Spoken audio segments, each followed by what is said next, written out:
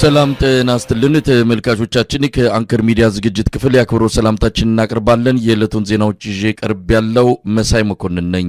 የብልጽግና ፓርቲ በስራ አስፈጻሚና በማዕከላዊ ኮሚቴ ደረጃ ስብሰባውን እያካሄደ ነው። በአዲስ አበባ በቤተ መንግስት እየተካሄደ ያለው ስብሰባ እስካሁን ሀገሪቱን ወጥረው ከያዙ አንገብጋቢ ችግሮች አንጻር ብልጽግና ፓርቲ ውይይት እያደረገ ስለመሆኑ ማረጋገጫ ማግኘት አልተቻለም። በተለመደው ሁኔታ ስብሰባውን በማጠናቀቅ ሀገሪቱ በስኬት ጎዳና ላይ ትገኛለች የሚል ተመሳሳይ መግለጫ በማውጣት ሊጠናቀቅ እንደሚችልም የፖለቲካ ታዛቢዎች ይገልጻሉ።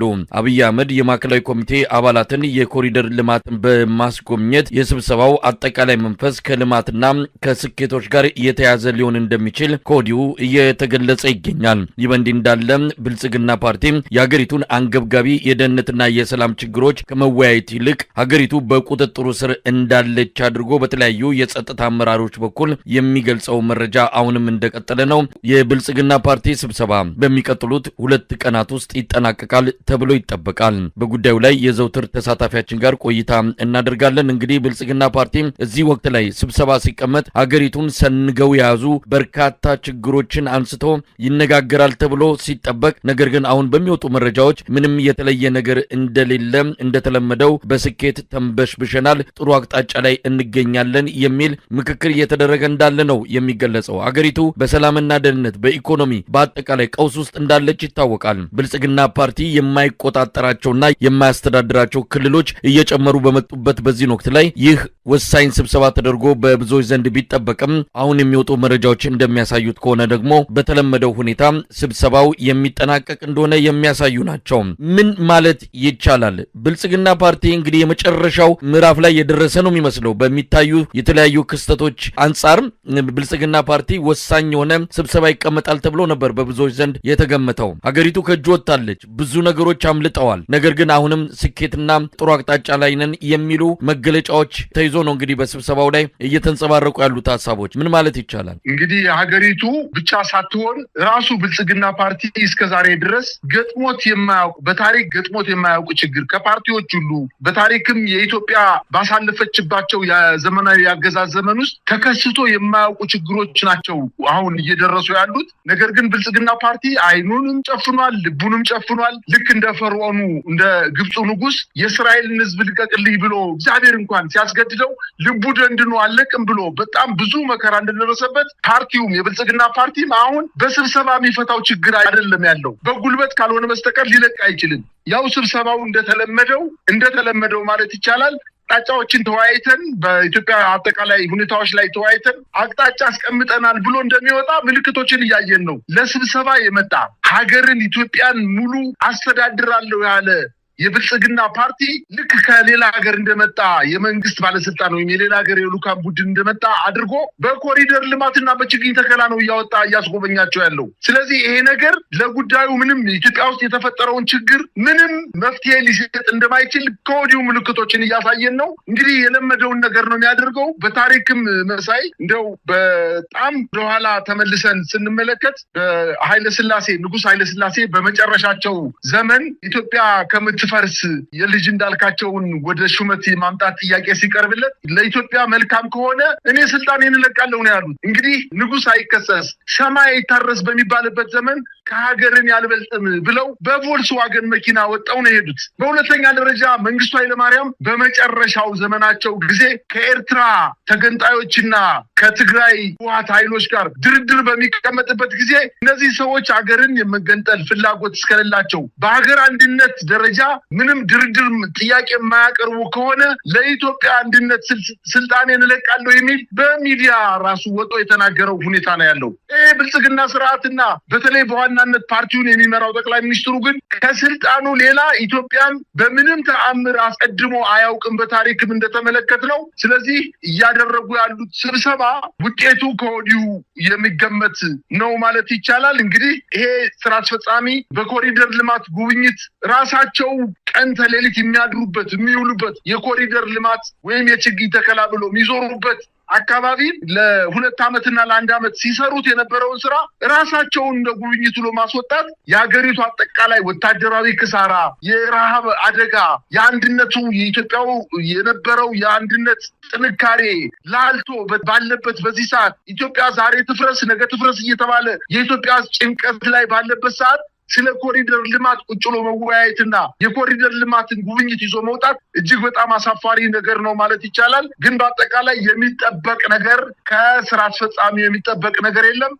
እነሱም ራሱ ከዚህ በላይ ምንም ማድረግ አይችሉም። ኢትዮጵያን አስቀድመው የሚንቀሳቀሱ ከሆነ ስለ ኢትዮጵያ ሕዝብ የሚጨነቁ ከሆነ ስለ ኢትዮጵያ ሀገራዊ አንድነት የሚጨነቁ ከሆነ በዚህ ሰዓት እነዚህ አልነበሩም አጀንዳዎች። ስልጣንን እንዴት ልልቀቅ፣ የኢትዮጵያ ሕዝብና ኢትዮጵያ እንደ ሀገር ከመፍረሷ በፊት ብልጽግና ምን ማድረግ አለበት፣ ለሽግግር መንግስት ነው ወይንስ ለሀገር ሽማግሌዎች ነው ስልጣንን ሰጥቼ ኢትዮጵያን ማስጠበቅ የምችለው ብሎ መወያየት ሲገባው፣ ነገር ግን ወታደሩ በሄደበት ቦታ እየተበተነ ምንም አይነት የሀገር መከላከያ ሰራዊት የሚባል ፈርሶ ባለበት በዚህ ሰዓት የሚወያዩበት አጀንዳ ፍሬ የሌለው ነገር መሆኑን ነው ማየት የቻልኩት። መሳይ በጣም የሚገርመው ነገር እነሱ አሁን በጣም አሸሸገዳሜ ላይ ናቸው። ኢትዮጵያ ከምን ጊዜውም በላይ ከፍተኛ ድል ተጎናጽፋለች።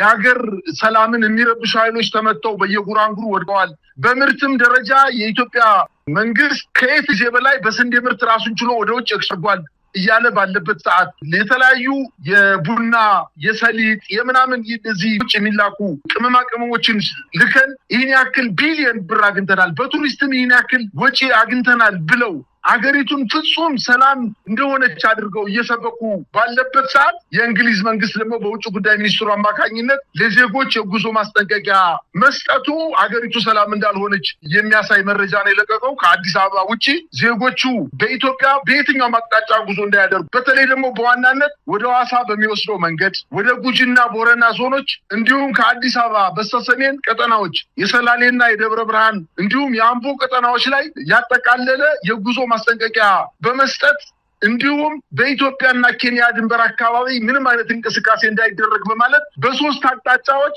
የዜጎቹ ጥንቃቄ የተሞላበት በጣም አስፈላጊ ካልሆነ በስተቀር ምንም አይነት ጉዞ እንዳያደርጉ በማለት ጠንከር ያለ ማሳሰቢያ መስጠቱን ኢትዮጵያ በዚህ ሰዓት ለውጭ ሀገር ዜጎች ጭምር ከፍተኛ አደጋ የፈጠረች መሆኗ፣ በተለይ ብልጽግና ለኢትዮጵያውያን ዜጎች ሳይሆን ለውጭ ሀገር ዜጎችም ዋስትና መስጠት የማይችል አቅመቢስና ደካማ ስርዓት እንደሆነ የምዕራብ ሀገሮችም እየመሰከሩ እንደሆነ ማየት የቻልኩት መሳይ።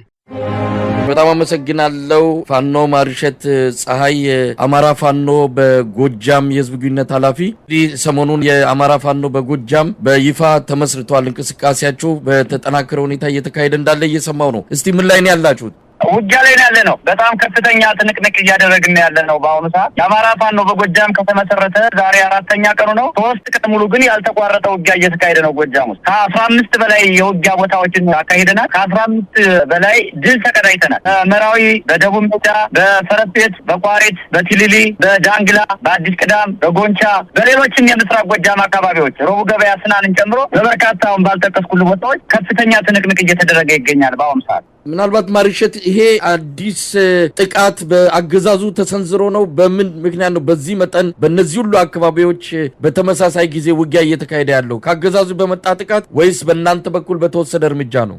የአገዛዙ ሁልጊዜም እኛን ለማጥፋት የመጣው አገዛዙ ሁልጊዜም ተኝቶ አቅም ዝግጁ ነው። የሰሞኑ ከፍተኛ መነቃቃትና ማጥፋት የመጣው በእኛ አንድነት ምክንያት። እንደሚታወቀው የአማራ ፋይልና የጎጃም ህዝብ በጋራ በመሆን አንድ ውድ ድርጅት ፈጥረዋል። የአማራ ፋኖ በጎጃም የሚባል ድርጅት ፈጥረው የጋራ አመራር ኑሯቸው አንድ ድርጅት ከተመሰረተ በኋላ ቀጥታ ወደ ማጥቃት ነው የተገባው። ከፍተኛ ቁጥር ያለው የፋኖ ሰራዊት አለን። ከፍተኛ ቁጥር ያለው የቡድን መሳሪያ አለን። በጣም አቅም ያላቸው ወታደራዊና ፖለቲካዊ መሪዎች አሉን። የዚህ ሁሉ ቅንጅት አንድ ድርጅት ስለመሰረተ በዚያ መሰረት ነው ተናበን ከፍተኛ ማጥቃት እያደረግን ያለ ነው። በእኛ እቅድና በእኛ አንድነት ምክንያት የመጣ ነው። እስካሁን ያለው የውጊያ ሁኔታ በአጠቃላይ የተገኘው ድል ምን ይመስላል? ሶስት አይነት የውጊያ ስልቶችን ተጠቅመናል። ደፈጣ፣ ጉሬላ፣ መደበኛ ውጊያዎች እንደየቦታውና እንደየአካባቢው ነባራዊ ሁኔታ በጣም የተገጋለ ነው። ድል ተገኝቷል። በርካታ ቁጥር ያለው ሰራዊት ደምስሰናል። ምርኮኛ የሰራዊት አባላት አሉ። የሚሊሻ፣ የፖሊስ፣ የአድማ ብተና አባላት አሉ። ያስከዳናቸው በአላማ ያስከዳናቸው ከ1000 በላይ የሚሆኑ የአድማ ብተናና የመከላከያ እንዲሁም የሚሊሻና የፖሊስ አባላት አሉ። እጅግ ከፍተኛ ድል የተመዘገበበት ነው። ምናልባትም ይሄን ተጋርሎ ወደ ህዝባዊ ለማድረግ የሞከርንበት እንቅስቃሴ አለ። ግራንድ አማራ ሪቮሉሽን የሚባል አዲስ ግሩፕ አዋቅረናል። እሱ ግሩፕ ከአማራ ክልል መቀመጫዋ ባህር ዳር ጀምሮ ባህር ዳርን፣ ደሴን፣ ደብረ ማርቆስን፣ ፍኖተ ሰላምን፣ ኮሶበርን፣ ወልዲያን፣ ሌሎችን ከተሞች ያጠቃለለ እንዲሆን አድርገን እንደ አማራ እየሰራ ነው። ስኮፑን ከጎጃም ሰፋ አድርገን ነው እንዳጠቃላይ አማራ። በደብረ ወርቅ ዛሬ ህዝባዊ አመጽ ነበረ። ነገ ከነገ ወዲያ የሚደረጉ አሉ። ገበሬው በቤተክርስቲያን ደወልና በገበያ ቦታ እየተቀሰቀሰ ከፍተኛ ውጊያ እያደረገ ነው። ለአብነት ፈረስ ቤት ደጋዳሞት ብርጌድ፣ ሰከላ ጊዮን ብርጌድ፣ ቲሊሊ ዘንገና ብርጌድ፣ ዳንግላ መንገሻ ጀንበሬ ብርጌድ፣ አዲስ ቅዳም ፊታውራሪ ማን ነው ኤፍሬም አጥናፉ ብርጌድ፣ እንጅባራ ዙሪያ ቀኛዝማች ስሜነ ደስታ ብርጌድ፣ ቋሪት ገረመው ወንዳውክ ብርጌድ፣ ግንዶይን ሳሙኤል አወቀ ብርጌድ፣ መርጦ ለማርያም አባይ ሸለቆ ብርጌድ፣ ሌሎችም ብርጌዶች ከፍተኛ የሆነ ማጥቃት እያደረጉ ነው በሶስቱም የማጥቃት ስልቶች። እንግዲህ ማርሸት አሁን ከባለፉት ጊዜያት ውጊያዎች የሚለየው በአብዛኛው ህዝቡም ከናንተ ጎን በመሆኑ ዋጋ እየከፈለ ነው። ትልልቅ እድሎችም የተገኙት ከህዝቡ ጋር ተጣምራችሁ በመስራታችሁ ነው። እንደው ይሄን አሁን ዙር ውጊያዎች፣ ጦርነቶች እንዴት ትገልጸዋለህ? ምናልባት ህዝባዊ እየሆነ መጥቷል ብሎ መደምደም ይቻላል? ሙሉ በሙሉ ጎጃም ውስጥ ህዝባዊ ነው። ከ60 በላይ የገበሬ ቤቶች ተቃጥለዋል። በዚህ 3 ቀን ውስጥ በአላማ ጠላት ቤንዚን አርከፍክፎ ያቃጠላቸው የገበሬ ቤቶች አሉ።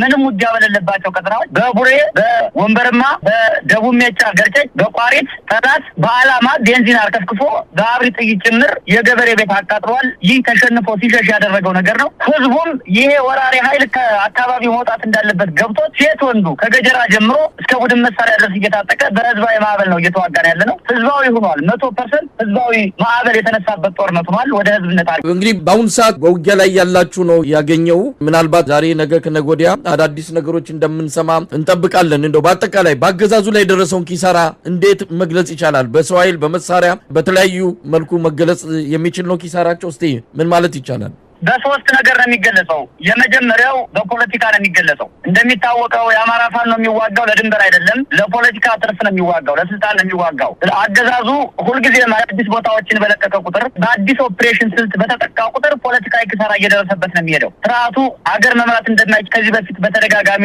ተመስክሯል፣ ታይቶ ተረጋግጧል። ነገም ይሄንን የወራሪነት ስሜቱን እንዳያንጸባርቅ በህዝባችን ላይ የፖለቲካ ኪሳራ እያመጣንበት እንገኛለን። ሁለተኛው በሰው ኃይል ነው። አለኝ የሚለውን ከእዝ ወደ ኮር፣ ከኮር ወደ ክፍለ ጦር፣ ከክፍለ ጦር ወደ ብርጌድ፣ ከብርጌድ ሻለቃ፣ ከሻለቃ ሻምበል፣ ከሻምበል ቲም ድረስ ያለውን ወታደራዊ አወቃቀር በየጊዜው እየናርንበት እንገኛለን። ክፍለ ጦሮችን እያጠፈ ነው። 2 ክፍለ ጦሮችን አንድ ማድረግ። ለምሳሌ አንድ ሻለቃ ከዚህ በፊት የሚደራጀው በ480 ነበር። አሁን የሰው ኃይሉን ስለጨረስንበት በ150 አደራጅቶታል። ልብ አድርግ። አንድን ሻለቃ ከ480 ወደ 150 ማድረስ ማለት በትንሹ 350 330 የሚደርሱ የሰራዊት አባላት ከአንድ ሻለቃ አጥቷል ማለት በሰው ኃይል ደረጃ ሲሰላ ከ159,000 ሰራዊት በትንሹ 30,000 አካባቢ ያስቀረ ነው። በዚህ ጥንካሬያችን፣ በዚህ አካሄዳችን በኃይልና በታቦታችን። ሶስተኛው በመሳሪያ ነው። መሳሪያ ይህ ትግል ሲጀመር ፋኖ የሙሉ ጊዜ ጦርነት ከመጀመሩ በፊት የተወሰኑ ጥቁር ክላሾች ብቻ ነበር የነበሩት። ዛሬ በእያንዳንዱ ወረዳ ከ20 እና ከ30 በላይ ብሬኖችና ስናይፐሮች አሉ። 4 እና 5 የሚደርሱ ዲሻዎች በእያንዳንዱ ብርጌዶች አሉ። በብርጌድ ስናይ ይህ ጦርነት ሊጀመር ሰሞን ምስራቅ ጎጃም መርጦ ለማርያም በእናፍረስ ማራ የተመሰረተው የአባይ ሸለቆ ብርጌድ ብቻ ነበር ያለው። አሁን ጎጃም ውስጥ ብቻ ሪሊ ለመናገር እንደሚያስችለው 61 ብርጌድ አለ። ይሄ ሁሉ ከ20 በላይ የቡድን መሳሪያ የታጠቀ በሺህ የሚቆጠር ሰራዊት ያለው ነው። ስለዚህ በአንድ በኩል በፖለቲካም፣ በሰው ኃይልም፣ በጦር መሳሪያም ስርዓቱን አፈርድሜ እያበላ ነው። በሌላ በኩል ፋኖ እየተደራጀ እየሰለጠነ እየታጠቀ ኃይሉን እየገነባ ነው። ይሄ ነው ሂደት ነው። በመጨረሻ ማሪሸት ምን ማለት ይቻላል? እንግዲህ ጎጃም፣ ጎንደር፣ ወሎ፣ ሸዋ እነዚህ አካባቢዎች እንቅስቃሴዎች አሉ ከናንተ ጋር በተገናኘ አሁን ጎጃም ላይ የሚታየው መጠነ ሰፊ የማጥቃትና ከዛሬ ታይቶ በማይታወቅ መልኩ በርካታ አካባቢዎችን ያዳረሰ ነው። እንደው መልእክት አላችሁ በአጠቃላይ ወቅታዊ ሁኔታ በተመለከተ? በውስጥ እየተነጋገርን ነው። 4 ክፍለ ሀገር ካለ የፋኖ አመራር ጋር እየተነጋገርን ነው። አቅማቸው በፈቀደና ባለው ነባራዊ ሁኔታ ከፍተኛ ትንቅንቅ እየተደረገ ነው። ምናልባት የሚዲያ ሽፋን አግኝቷል አላገኘም አላቅም። 4ቱም ክፍለ ሀገር ቦዝ ነው ያቀም ከፍተኛ ማጥቃት እየተደረገ ነው። ለአብነት ደቡብ ጎንደር ጋይንት ነፃ ወጥቷል። ደቡብ ጎንደር አንድ ክፍለ ጦር ተደምስሷል። በተመሳሳይ ሸዋ ኮማንዶ ተማርኳል። ሌሎች አካባቢዎች ምሬ በወልዲያ ተነስቶ ወደ ደቡብ ወሎ አቅጣጫ ከፍተኛ ማጥቃት እያደረገ ነው። 3 ክፍለ ጦር ወሎ ላይ እንዲበተን ተደርጓል። ይህ ከፍተኛ ጥንካሬ ስለሆነ አሁን አማራ ክልል ያለው ነባራዊ ሁኔታ ስርዓቱ ያስገባል እንጂ ሰራዊት አያስወጣም። ፋኖ በአንጻሩ አይማረክም፣ እጅ አይሰጥም፣ አይሞትም፣ አይሸሽም። ይልቁንም ከፍተኛ የሰው ኃይልና መሳሪያ እያገኘ ነው። ስለዚህ በአራት ሀገር ያለው ቅንጅት ከምን ጊዜውም በላይ ጠንካራ ነው። በጣም ጠንካራ ነው። በቅርጽም ተቋማዊ ለማድረግ በቅርቡ የአማራ ፋኖ አንድነት ምክር ቤት ይመሰረታል። በቅርብ ሳምንታት ውስጥ ይፋ እናደርጋለን። ጥሩ ፕሮግረስ፣ ጥሩ ሂደት አለ። ሁሉም ተስማምተውበታል። ሰነዱ ተልኮ አምነው ፈርመው ሁሉም ኦልሬዲ የአመራርና የሰው ኃይል ምልመላ ላይ ያለ ነው። በቅርቡ የአማራ ፋኖ አንድነት ምክር ቤትን መስርተን ሁሉም አማራ አንድ በተለያዩ አካባቢዎች ከየዞን ከተሞች ላይ የተሰባሰቡ ኃይሎች በየወረዳው ውክልና የተሰጣቸው የብልጽግና ፓርቲ አባላቸው ደብዳቤ ይዘው ወደ ስብሰባ የተገኙት ተሞክሮ ነበረ። የነሱ የፓርቲ አባላት በስብሰባው ላይ ፋኖ ዘራፊ ነው፣ ፋኖ ጽንፈኛ ነው፣ ፋኖ አመፀኛ ነው የሚል ዲስኩር አድርገው ነበረ። የተሰበሰበው የከተማው ነዋሪ ግን እዛው ላይ የተቃወማቸው መሳሪያችሁን አውርዳችሁ የፋኖ ኃይሎች መሳሪያችሁን አውርደው ድርድር ማድረግ ይችላሉ ሲባል በተለያዩ ከተሞች መሳሪያ አውርዶ መደራደር በየትኛው ቦታ ነው ለመጀመሪያ ጊዜ የሚፈጸመው? በአማራ ክልል ብቻ ሲሆን ነው ወይ? ኦሮሚያ ክልል የፌዴራል መንግስቱ ከኦነግ ሸኔ ጋር ሲደራደር መሳሪያው እንደተሸከመ አይደለም ወይ ድርድር ያደረገው? ለአማራ ሲሆን ለምንድን ነው መሳሪያውን አውጥቶ የሚባል ጥያቄ በተለያዩ አቅጣጫዎች ተነስተውባቸዋል። ይሄ ብቻ አይደለም። መጀመሪያ የአማራ ክልል ጥያቄ እነሱ ናቸው ወይ ጥያቄው የሚነግሩ? የአማራ ህዝብ ጥያቄ እኮ የጠየቀው ጥያቄ የማዳበሪያ ጥያቄ፣ የልማት ጥያቄ፣ የአስተዳደር ጥያቄ፣ የመንገድ ተዘጋብን ጥያቄ ነበረ እኮ መጀመሪያ። የዛሬ ዓመት እኮ አታሳድዱን፣ አታፈናቅሉን፣ ቤታችን አታፍርሱ ግን ነበረ። ይህ ጥያቄ እኮ አሁን ስቴፕ አፕ አድርጎ የመኖርና ያለመኖር ጥያቄ ላይ ደርሷል። ያኔ በትክክል ቢመልሱላቸው ኑሮ ማዳበሪያ በአግባቡ አቅርቡልን ብለው ሲጠይቁ የጅራፍ ፖለቲካ ነው። የአማራ ክልል ግብርና ቢሮ ኃላፊ ዶክተር ጨቅሌ የሚባለው የአማራ ክልል ግብርና ቢሮ ኃላፊ ምናልባት ኒክኔሙ ነው ዶክተር ጨቅሌ ብለው ያወጡለት። ይሄ ዶክተር ተብዬ የአማራ ክልል ግብርና ቢሮ ኃላፊ የጅራፍ ፖለቲካ ነው እያካሄዳቸው ያላችሁ ብሎ በወታደር አስደብድቦ ነው የአካባቢው ገበሬ በደብረ ታቦር፣ በጎንደር፣ በባህር ዳር፣ በፍኖተ ሰላም፣ በማርቆስ ደብድቦ ያባረራቸው በሚሊሻና በጉጅሌ። አሁን ጥያቄው የማዳበሪያ ጥያቄ አይደለም። ጥያቄው የድንበር ጥያቄ አይደለም። ጥያቄው የወልቃይት ጥያቄ አይደለም። ጥያቄው የራያ ጥያቄ አይደለም። አሁን ጥያቄው መንግስት ይውረድልን ጥያቄ ነው። የአማራ ህዝብ ከእንግዲህ በኋላ ይሄ ገዳይ እና አራጅ የሆነ ስርዓት በክልላችን አይገዛም ጥያቄ ነው። በክልላችን ብቻ ሳይሆን ከሌሎች የኢትዮጵያ ወንድሞች ጋር በጋራ በመሆን ከስልጣን እንዲወርድ የሚደረግ ጥያቄ ነው። መሳሪያ የተነሳ ነው። አሁን እነሱ ያነሱ 3 ጥያቄ የዛሬ 9 ወርና 10 ወር ምላሽ ቢሰጡት ኖሮ ምናልባት ወደዚህ የከፍተኛ ጥያቄ አይሸጋገርም ነበር። የሚሰማ መንግስት ስላልሆነ አሁንም በልቡ ያዘውን ተንፍሶ ከመምጣት ውጪ የአማራ ጥያቄ ይመልሳል የሚልነት የአማራ ህዝብ የለው፣ ምንም የለው። ምናልባት ከአዳራሹ ውስጥ 5 እና 4 ሰዎች አትገዙንም፣ እናንተ ናችሁ የሰላማችን ጸሮች፣ እናንተ ናችሁ እየገደላችሁ ያሉ፣ የእናንተ እዚህ መኖር ነው እኛንን እያሰቃየን ያለው ጥያቄ አንስተዋል። እሱ አይደለም የአብዛኛው የአማራ ህዝብ ጥያቄ። ግን ብልጽግና የሚባል የሀገሪቱ ሰይጣን ፓርቲ ከመንግስት ወንበሩ ወርዶ ከዛ በኋላ ባለው ነገር ላይ ነው መነጋገር የምንችለው የሚል ጥያቄ ነው። የአማራ ህዝብ መሳሪያ ያነሳው እየተዋጋም ያለው መነኩሳት ከምንኩስና ቦታቸው፣ ቀሳውስት ከቤተክርስቲያን፣ የባንክ ማናጀሮች፣ ኢንጂነሮች፣ ዶክተሮች፣ ትልልቅ የመንግስት ባለስልጣን የነበሩ የወረዳ አመራሮች በሙሉ መሳሪያ ይዘው ወደ ፋኖ ትጥቅ ትግል የገቡት በዋናነት ስርዓቱን ከወንበሩ ለማውረድ እንጂ እነሱ እንዳነሱት ይህ 3ቱን ጥያቄ ቢመለስለት የአማራ ህዝብ ጥያቄ ወደኋላ የሚል አይደለም።